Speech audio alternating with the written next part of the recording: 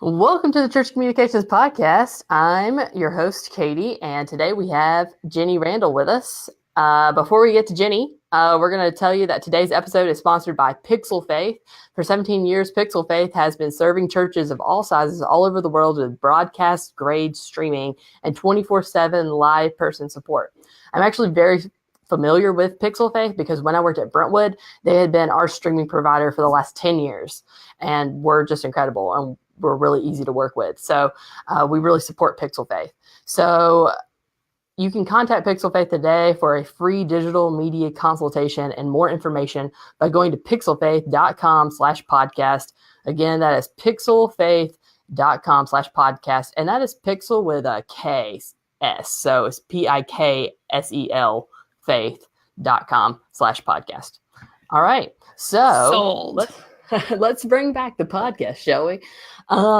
So traditionally in the past, Darrel and I had been podcasting together. And since I moved and rearranged some things, Darrel's actually going to start doing some inspirational life advice podcast on his own. And then I'm going to be doing interviews. So we'll see, for the season at least. And anyway, today I'm excited to have Jenny with me. So hi, Jenny. Hey. Hey, all right. So, Jenny just came out with an amazing book, which I think is courageous, creative. I used to say creative, courageous. I don't know why though. Like that would not make any sense. Yeah. So, Courageous, creative, which is a really great devotional book. I did it and just loved it. And Jenny's a good friend. So, anyway, I'm excited to have her today as we discuss some church communication stuff. Yeah, thanks for having me on.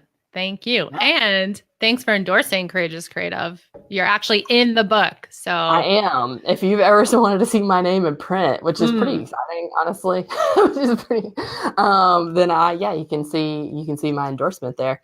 So I'm just going to go ahead and get started. We're so awkward. All right, so I just wanted you maybe to tell the folks at home, what is your relationship to church communications, to our group, to the actual practice of church communicating, that kind of stuff. Yeah, so I have been in the group for a while. When did you start it? Sorry, I don't know this. Okay, like at the end of 2015. So it's kind of odd because it's actually been like 3 years. All right. So I think I've been on the bandwagon like 2, but I'm more in the lurker, like, okay, I need to learn something. Let me look stuff up. And I saw Katie leading really well. And I was like, ooh, I should be her friend. So I actually reached out to Katie and said, hey, you're a really great leader, because I love how she, it seems that you really care about people. Let's be friends. And she's like, yeah, let's do it. So you were kind of my intro to the church comm group. And I have a history in church communications, serving churches and helping them communicate and doing media and video stuff. And I also serve our local church as well in social. So, yeah. And Jenny also has an agency where she does stuff occasionally, I think, for churches as well, right? Yeah, Yellow Chair Creatives, we're a digital marketing agency, and we help high-level influencers and leaders and nonprofits and ministries run their digital marketing stuff. Well, so it's Facebook ads, email strategy. We run social for clients, and our church that I serve, they go under that. So it's under our marketing company, and then we run social for our 5 different campuses. Yeah. So Jenny's awesome. And anyway, all right. So I guess that was me asking you about your day job. So I guess we could skip right along there. Do you have anything else you want to tell us about that? So my husband and I have our marketing agency, and then we also have a ministry called Freedom Creatives. So like the speaking and the writing and just like discipling people and helping creatives walk in freedom, that goes under that ministry side of stuff. So we kind of have a dual focus in our different businesses. So, but they also merge well together as well. So it's a fun process and journey. Yeah. All right. So tell me about your favorite secret strategy for winning in church communications. My favorite strategy is Jesus. Let me tell you about him. No. I think there's truth to that though, like always being proactively praying over projects and like trying to gain wisdom on like how to tackle certain obstacles and just being open to hearing God's voice on the things we're working on. I think that's a huge thing that we can often overlook, like not inviting God into our process. So I'm big on that. And then, inviting him, not inviting him, big on inviting him into our process. And the other big win I have found is church creative community, being in community with other creatives and just having people to go to when you need advice or like, that's why I love your group. It's so valuable, such a great resource. Thank you. And having other creative ninjas around you just to be like, just to encourage and support. And there's been so many times where I've heard story after story of somebody wanting to give up on their dream or like just feel so ill qualified, and somebody will come alongside them and just speak life in the right moment over them. Yeah. And then they just get some pep in their step and keep going after that thing. So community is huge. I know that's not like something tangible, but it's a really good foundation to step into church communications in that. Right. Yeah, and going back to when you talked about like inviting God into the process, there were a lot of times, even before I worked in church communication. So before I was doing that, I was working at camp, right? So I was working at Center Kid camps, and I was in charge of video and audio and doing the whole auditorium and that kind of stuff. And I can remember many times where maybe Pro Presenter kept quitting, or maybe the computer would not turn on for some reason and was like blank. I don't know. There were times where I was just like, I'm about to pray over this technology and hope that it works. And it did. Yeah. And so like, it's funny to say like God is also the God of technology, but he is like, he can work through all things, regardless of if we think he can or not. So I love that idea of just reminding yourself to bring God into the process of whatever you're doing, even when it feels like God cannot possibly help me make this Facebook ad. If you pray over it, he surely can. So, yeah. So yeah, and even giving like strategic ideas in how to run that Facebook ad. Oftentimes in our brainstorming process, if you invite God in the process, you'll have, and a lot of time, so I'll design graphics for churches and all these different things, and I will spend hours like trying to get something, and when you can feel like it's not working. Right. I have done that before where I've been like, oh, well, why isn't this working? Whoops, sorry, Jesus, like join the party. Right. And then it just is how it just goes so much faster. So I think when we're relying on his strength, not our own, even in strategic ideas and like, what does this look like? It helps the process along. Yeah. And it was fun. I got to talk to somebody who works at Facebook the other day, and they were just talking about, they were like, ask God for marketing strategies, pray over your marketing strategies, and then also like seek in God's word marketing strategies. They're there as well, which is kind of, I don't know. I was kind of like, oh, wow, you're right though. There are things in the Bible that are biblical about building community and about seeking others, that we can still do and convey it online or convey it in a different space. So yeah. Yeah. Cool. So next question, tell me about your favorite tool that you use daily and why. So we run Facebook ads is the most of our, for most of our clients. And so we'll have like ad spends of like thousands of dollars a day, which is managing like hundreds and hundreds of ads. And we would, oh my gosh. Oh my gosh. Do you have to answer that? No, I do not. Sorry guys, I got a call on my office phone. I don't even know what that's like. That's never happened to me before. Nobody's ever called me. I love that. I'm so popular right now. Real life. I think I'll put it on Do Not Disturb. I don't really know, to be honest with you, though. Anyway, great. All right, so back to the thousands of dollars of ad spend. That sounds like fun. It's super fun with this piece of software. We use Ad Espresso, and it helps us to split test like different headlines. It's a really easy way to manage all the ad spend and all the split testing and ad content. So, and you can set up these different automation rules. Like if you're spending over $2 on a conversion, kill that ad, it's too much. So it's the fanciest robot we have, and we love it so much. Yeah. So do you recommend that if a church was spending, I don't know, say a church is spending $250 on ad spend, should they use something like Ad Espresso, or should they go and just try it themselves? The Ad Espresso can also do AdWords. So if they're or Google AdWords, so if they're doing that as well, I would look into considering it. It does make Okay. it pretty easy. Easier. Yeah. Yeah. Um, Now, can it manage the Google AdWords if you're using the free nonprofit money? Can it do that? yes. Yeah. Cool. Yeah. Okay. Yeah. So So that might be really helpful. So for churches that don't know out there, there's a nonprofit grant that Google will give you for AdWords. It's $10,000 a month. So it's $120,000 a year. And you can just access that by Googling Google AdWords grant mhm. and for nonprofits. And there's a process of obtaining it. But a lot of churches are using it. And then if you need help with that, you can, of course, ask in the group. But then there's another group, not group, but a company called CV Outreach that helps churches manage their AdWords. But it is different. They set up like lead pages and stuff. So that's kind of neat. That's awesome. Yeah. We got the Yeah. grant for Freedom Credos, and it's like total game changer. We're really excited to use that. Yeah. It's just figuring out how to use it, right? Yeah, I know.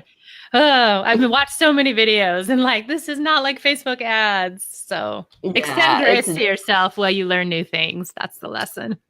Yeah, I think, Facebook ads, you got to remember it's all about the scroll, like stopping people from scrolling. So you got to think of like better creative pieces. But Google AdWords is all thinking about what do people Google? Like, how do they search? Yeah. And keywords and that kind of stuff. So Mm-hmm. it's a little bit different.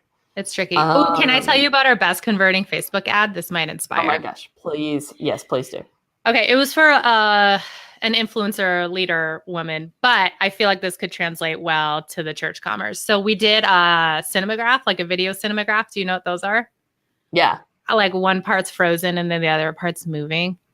Yeah. So it was definitely, it was cool because it wasn't that hard to edit. It took maybe like an hour, and it stopped everyone in their scroll. It was awesome. And it got such good click-through rate that it's like, I cannot tell people enough, like really be proactive in what you're showing people, like be intentional. Yeah.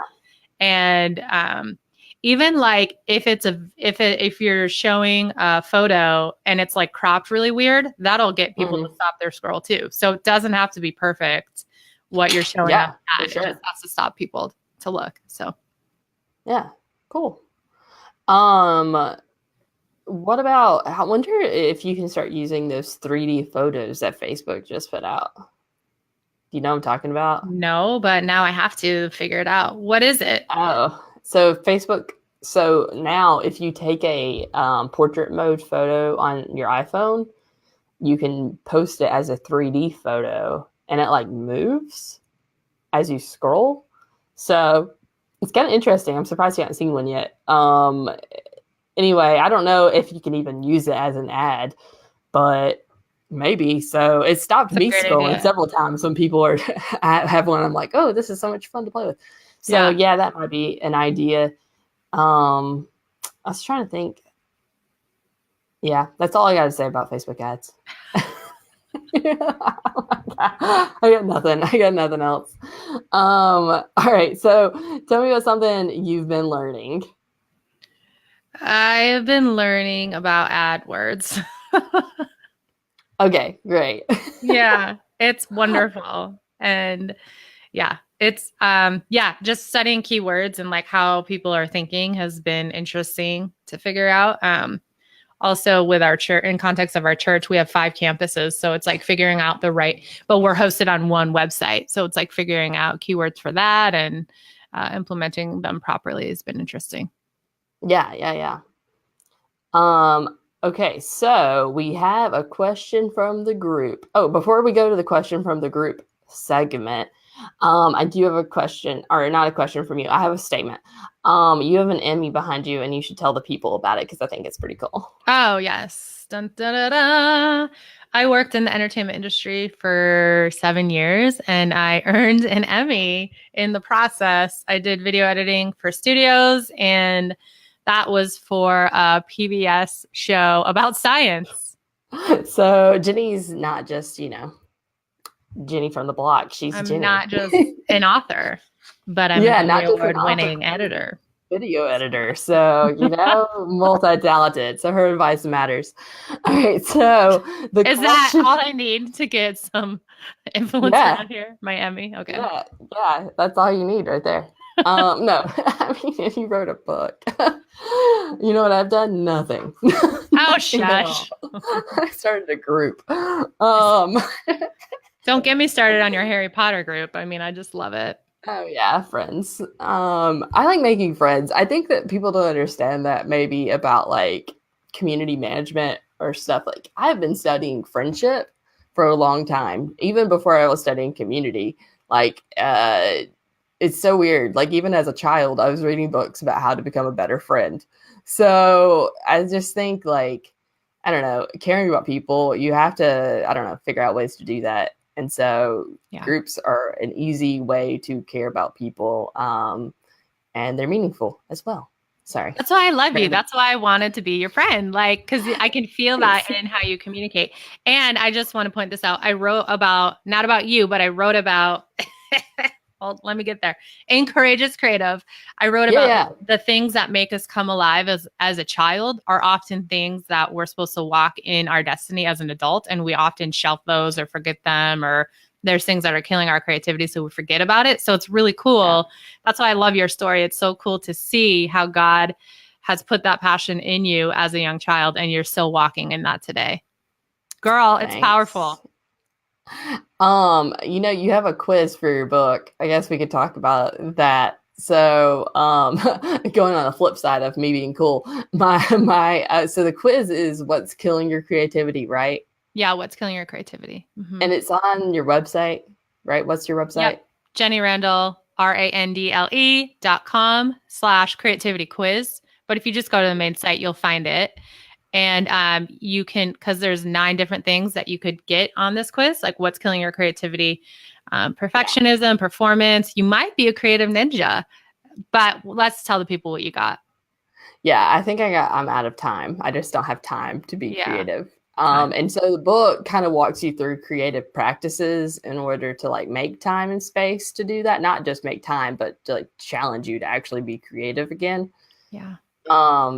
And so, making time is definitely the hardest thing, especially I guess since I moved and I'm still trying to figure out where my things are half the time. Like where is my like pen? I don't know. I'm trying to. How do I answer this phone?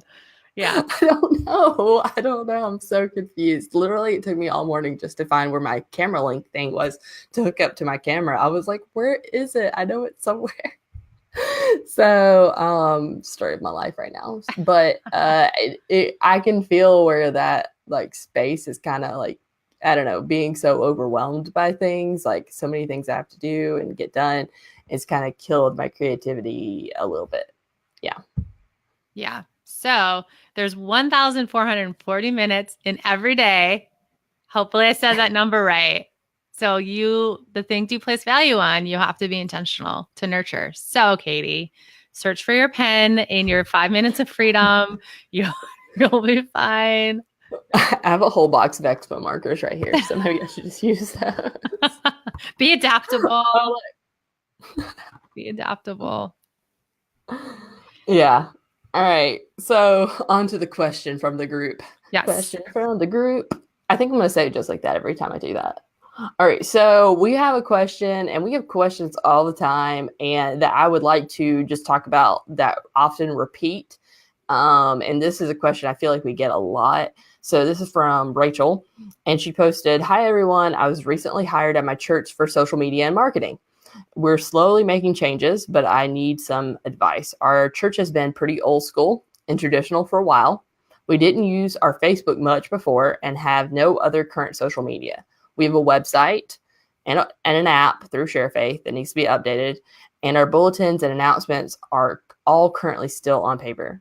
Overall, we just want to slowly change things and be more connected online for our members. We don't want to do anything too suddenly and cause chaos, especially among the older crowd. What's the best place to start? Newsletters, online bulletins? Feel free to ask questions or anything. Advice is helpful." So the advice I gave Rachel in the group was starting with maybe an email newsletter, just because that might be an easy way to take away some of the paper and just tell people, like, refer them back over to the email and say you got an email from me. Even the older people have, at this point, most of them have smartphones. And so, and a lot of them know how to check that. But also texting, I think, is really good. Even for the older people, I think getting a text with an announcement is beneficial and helpful. Jenny, you got any advice? Yeah, I know. I think it's a great question from Rachel. I think too, you can train people to ditch the paper stuff. Like, so one way you can do that is you're kind of retraining the church culture, but you can have on-screen graphics before and after the sermon that are sharing the video now, or the announcements, excuse me. So rather than training them to look in their bulletin, you're teaching them to look on a screen and on a digital device. So kind of putting, and you can do graphics on Canva, which is a free software on the internet to help you design graphics. Right. So there's easy ways to do that. And then once you design those graphics, you can repurpose those on Facebook if you want to start utilizing Facebook as well. I love that idea. Make it like an album for that week. Yeah, like announcements this week. Graphics. Yeah. Yeah. So I think that's a great way to have people position themselves to look away from the bulletin. The paper bulletin, and then on-screen graphics. It's great. It's a win-win, and it fancies up your church a little bit. Yeah, look at you with your scrolling announcements. You're really doing stuff, you know? Yeah. Or even if you can't use Canva, you can do PowerPoint templates. Just easy breezy. Design them in there. And you can save those as JPEGs too. So you can save those as JPEGs and upload them to Facebook. So yeah, really, you can do it either way. And with Canva, we have Canvas at the school, and that's our LMS system. So I go back and forth on what am I talking about? Canva. You can, what's great is that you can use, you can get a nonprofit plan and get the business plan for free. So if you submit the nonprofit paperwork or whatever to Canva, just Google Canva for nonprofits. You can easily get that for free, which is great. Yeah, it's wonderful. And I like too that she says slow and steady. They want to be slow about the changes because that's smart. That change curve is hard. Yeah, it's hard to bring people along. Them. Yes. Yeah. So that was wisdom. Let's not terribly intimidate them. I think if they start getting an email while they're also still getting the paper, and then eventually you start getting less paper, maybe more announcements on one tiny piece of paper. And then eventually you start saying, well, it's in the email, or maybe it's in the text or whatever. And then, doing the announcements on the slides and posting them on Facebook. I think those are tiny, slow, incremental changes that aren't going to shock anybody over the course of a couple of months. And then maybe you can, get a little crazier. I also like that you said condense it to a tinier piece of paper. What if you just two fonts? You're like, oh, you can't read this? Until finally you got a Post-it note you're passing out. You're just passing out Post-its. The tiniest announcement. Yeah, I can't read this. Well, if you get the email, you can read it because it's just make the bulletin, make the paper bulletin so horrible that nobody even wants it anymore. Why would I want this? Yeah, I think that's a great idea. I'm sure that everybody loves that. That's the solution. We're so helpful to all the churches. All right, so if you enjoy this podcast, you can subscribe wherever you get your podcast. You can like us on Facebook, Church Communications. You can find our Facebook group if you're not already a part of it. It's also called Church Communications. We launched a premium group a couple months ago. Actually, before we even went off the air, we launched this premium group where we're teaching different courses. So we have how to build a website, your first 90 days in church communications. And it's just a smaller, more exclusive group. We get to do these monthly hangout sort of things where you get a little one-on-one time with me and Darrel and Kyler and an expert maybe in that field. And we get to chat about stuff. Like last week, we chatted about Christmas strategy.